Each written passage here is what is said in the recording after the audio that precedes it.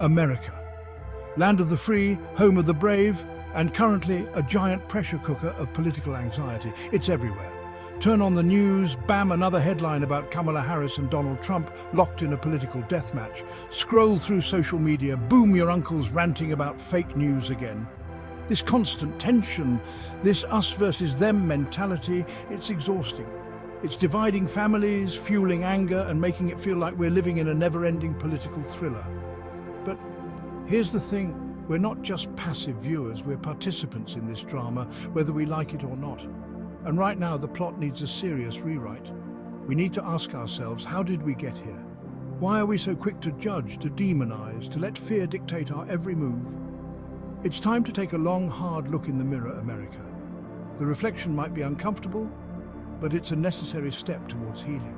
We can't keep letting fear and anger call the shots. It's time for a change. It's time for peace. Let's face it, the media isn't exactly helping. They thrive on conflict, on sensationalism, on turning every political disagreement into a full-blown WWE smackdown. And social media, don't even get me started. It's become an echo chamber where our own biases are reflected back at us, amplified and validated. Algorithms trap us in bubbles of like-minded individuals, feeding us a steady diet of information that confirms our existing beliefs. We're constantly bombarded with outrage, with fear-mongering, with carefully curated narratives designed to keep us glued to our screens, clicking, commenting and sharing. It's a vicious cycle, and it's time to break free. We need to be more discerning about the information we consume.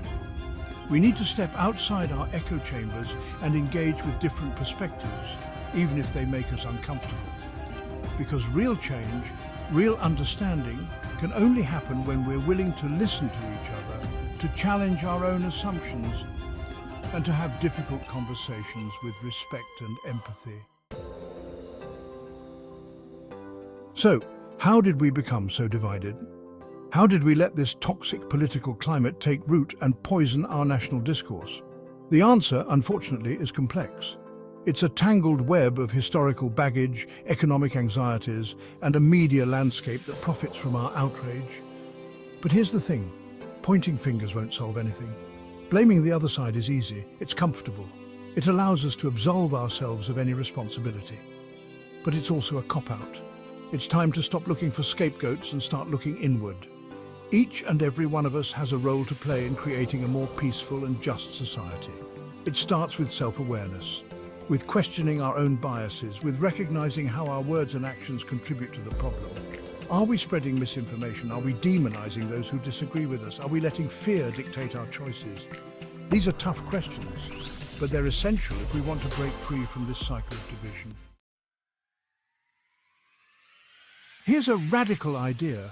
What if, instead of attacking each other, we tried understanding each other? What if, instead of demonizing those with different viewpoints, we approached them with curiosity and empathy? It sounds simple, but in today's climate it feels revolutionary. We've become so accustomed to seeing the world in black and white, to labeling people as us or them, that we've forgotten the power of nuance, of compassion, of simply listening with an open heart. We're all human beings after all. We all want the same basic things: safety, security, opportunity, and a sense of belonging. Yes, we may have different ideas about how to achieve those things, but that doesn't make us enemies. It makes us fellow travelers on this crazy journey called life, trying to find our way. So the next time you encounter someone with a different political view, take a deep breath. Resist the urge to argue, to judge, to write them off. Instead, try listening, try understanding. You might be surprised by what you learn. Imagine a world where, instead of focusing on our differences, we celebrated our shared humanity. Imagine a world where we approached political discourse with respect, empathy, and a genuine desire to find common ground. It might sound like a utopian fantasy, but it doesn't have to be.